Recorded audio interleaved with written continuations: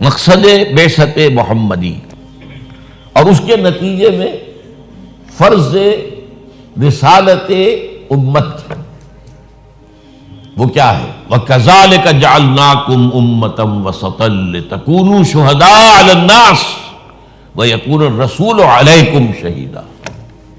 اب یہاں اعلیٰ آیا ہے دو طرف۔ اسی طرح ہم نے مسلمانوں تمہیں درمیانی امت بنایا ہے، بہترین امت بنایا ہے۔ کس لیے بنایا ہے؟ آپ کوئی چھوٹی سی ایسوسیشن بناتے ہیں، اس کے بھی ایمز اینڈ آبجیکٹس مرتب کرتے ہیں، کس لیے بنا رہے ہیں؟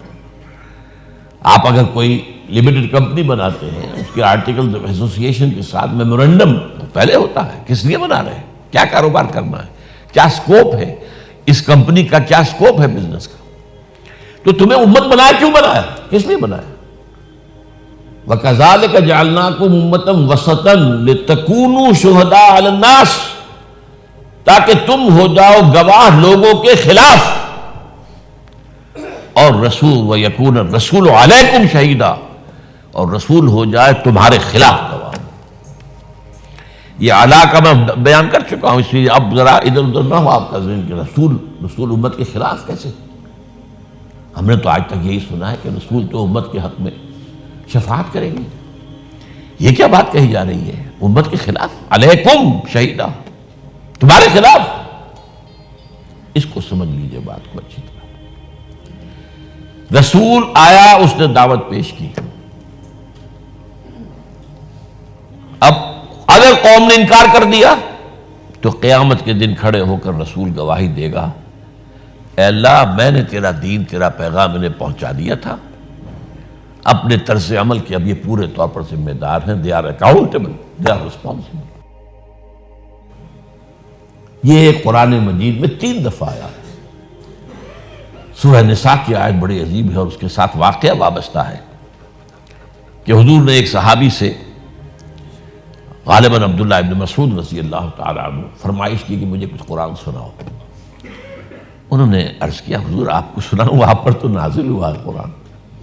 فرمایا ہاں لیکن مجھے دوسروں سے سن کر کچھ زیادہ ہی اس سے حظ حاصل ہوتا ہے۔ انہوں نے سورہ نساء پڑھنی شروع کر دی، پہلی آیت سے لے کر پڑھتے جا رہے ہیں۔ اب آپ تصور کیجئے حضور بھی گردن جھکائے ہوئے سن رہے ہیں، سارا مجمع سن رہا ہے۔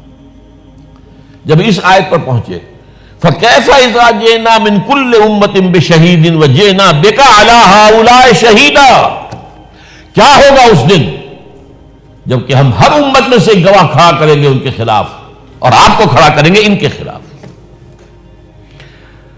فرمایا حضور نے بس حسبک بس کر۔ اب جو اٹھا کر سر دیکھا ہے حضرت عبداللہ ابن مسعود نے تو آپ کی آنکھوں سے آنسو روا۔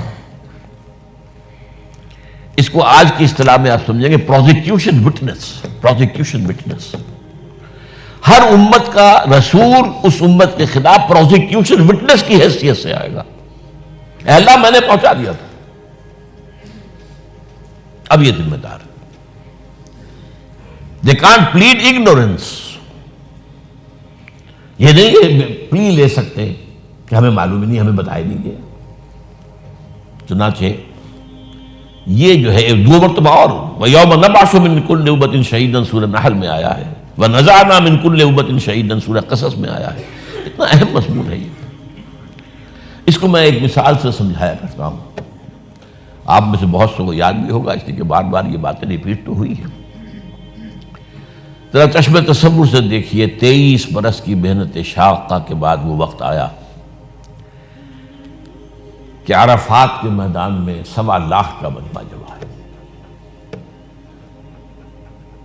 اور حضور خطبہ دے رہے ہیں۔ یہ حجۃ الوداع ہے۔ اس خطبے میں آپ نے، بہت اہم خطبہ ہے، اس کے شاید بھی بہت سے لوگوں نے کیے ہیں۔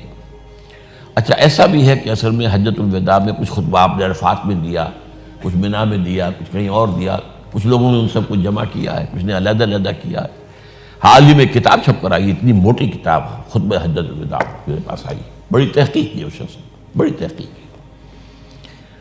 لیکن یہ کہ اس میں آپ نے اپنی تعلیم کے جو اہم نکات ہیں انہیں بار بار بیان کر کے، اور اس کے بعد سوال کیا الا هل بلغت،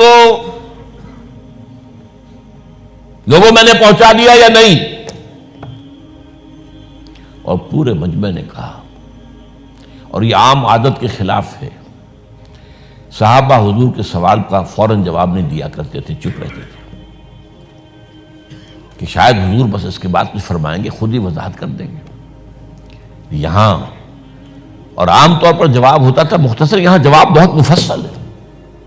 اِنَّا نَشْهَدُ أَنَّكَ قَدْ بَلَّغْتَ الرِّسَالَةَ وَأَدَّيْتَ الْأَمَانَةَ وَنَصَحْتَ الْأُمَّةَ وَكَشَفْتَ الْغُمَّةَ۔ ہم گواہ ہیں حضور،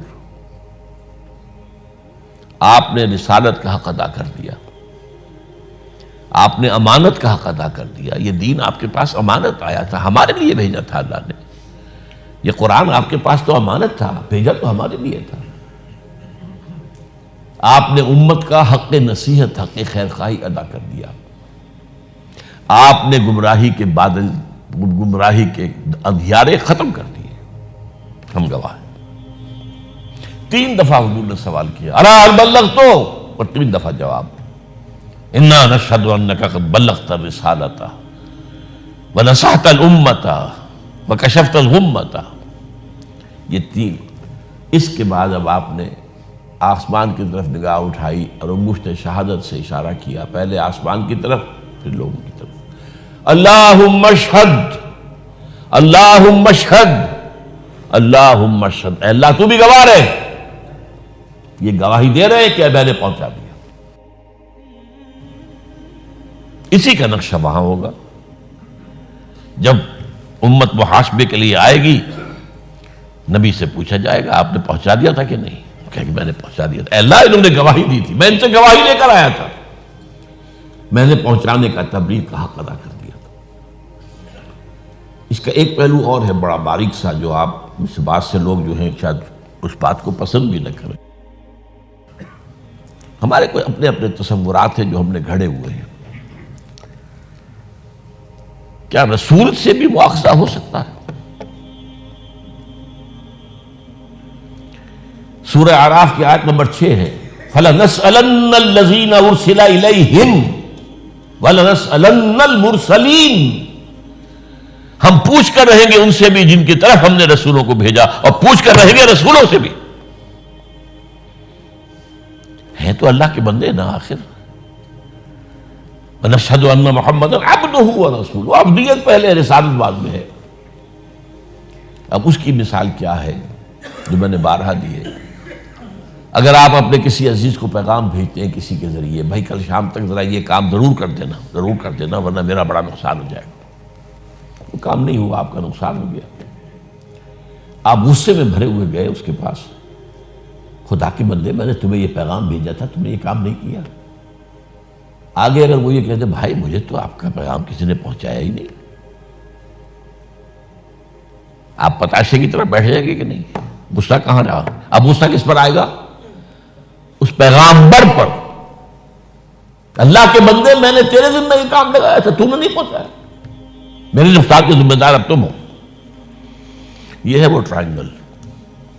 ہم پوچھیں گے رسولوں سے بھی تم نے پہنچا دیا تھا کہ نہیں؟ اللہ ہاں، اللہ کہ اللہ جانتا ہے، لیکن یہ تو ہے نا جیسے کہا جاتا ہے کہ justice should not only be done, it should appear to have been done۔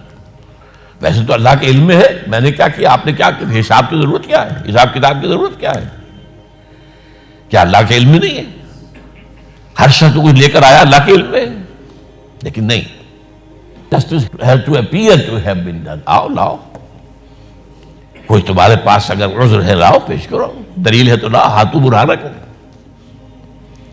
تو اس میں اب رسولوں سے پہلے پوچھا جائے گا، یہی اسی کا نقشہ ہے سورہ مائدہ کے آخر میں، اے عیسیٰ ابن مریم کیا تم نے کہا تھا ان لوگوں سے کہ مجھے اور میری ماں کو بھی اللہ کے سوا خدا بنا لینا؟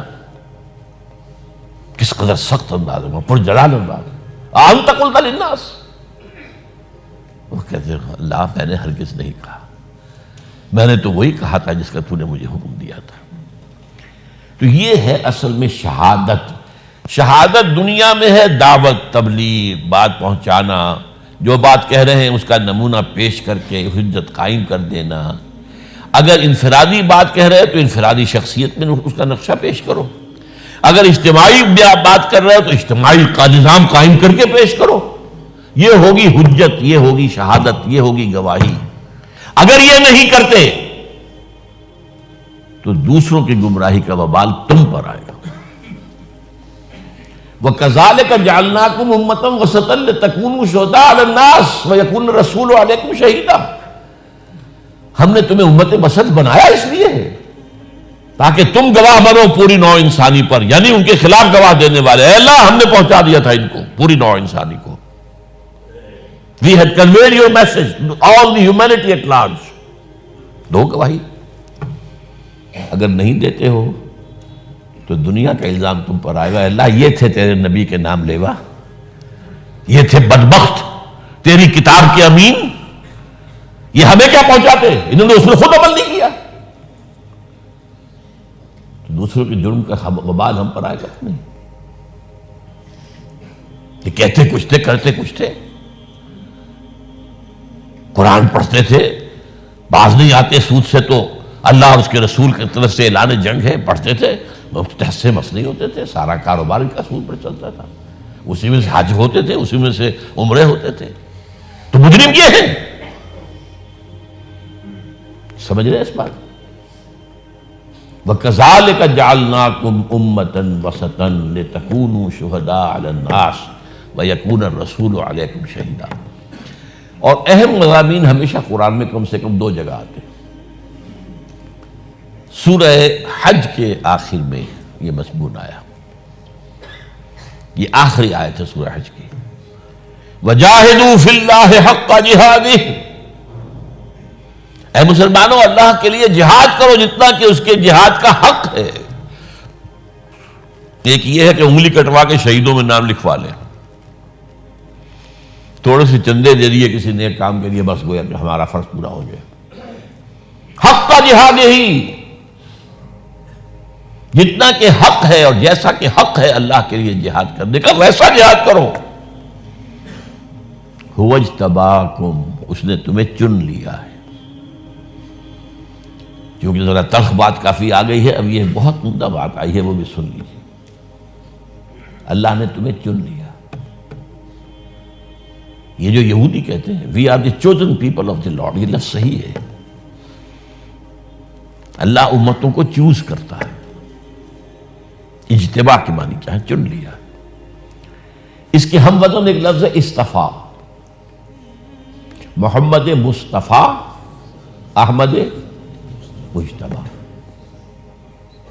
استفا کے معنی بھی پسند کر لینا، چن لینا. اجتماع کے معنی بھی چن لینا. ان میں فرق کیا ہے؟ ایک ہے کسی کا اپنی پسند کی بنیاد پر کسی چیز کو لے لینا. ایک گلاب کا پودا ہے، 10 پھول لگے ہوئے، ہر ایک کی اپنی ایک شان ہے. کسی کا دست ہنائی ایک پھول اس میں سے توڑ لیتا ہے. It is his choice, his or Hare choice. یہ چوائس ہے. یہ ڈیپینڈ کرتا ہے آپ کے ٹیسٹ پر، آپ کے ذوق پر، آپ کے مزاج پر. ایک ہوتا سلیکشن. ہاکی کی ٹیم باہر بھیجنی ہے، اب سلیکشن ہوگا اس کے لیے. وہ پسند ناپسند کی بات نہیں ہوگی، اس میں تو سلیکشن ہوگا. یہ سلیکشن ہے اجتباء، وہ چوائس ہے استفاء. اور سورہ حج کے آخری رکوع میں دونوں لفظ آئے ہیں. اللہ یصطفی من الملائکۃ رسلا ومن الناس. اللہ پسند کر لیتا ہے فرشتوں میں سے بھی اپنے رسول اور انسانوں میں سے بھی. اب یہاں لفظ جو ہے رسول فرشتے کے لیے آیا ہے، بڑا عجیب ہے. یہ دو لنکس ہیں رسالت میں. اللہ سے لیا فرشتے نے، پہنچا دیا رسول کو، رسول نے پہنچایا لوگوں کو. تو یہ اللہ سے اور عوام الناس تک بیچ میں دو لنکس ہو گئے. اللہ یصطفی من الملائکۃ رسلا، فرشتوں میں سے جبرائیل کو چن لیا، انسانوں میں سے محمد کو چن لیا، یا موسیٰ کو چن لیا، یا عیسیٰ کو چن لیا. یہ ہے استفاء. اللہ یصطفی من الملائکۃ رسلا ومن الناس. یہ دو لنکس بیچ میں ہوئے.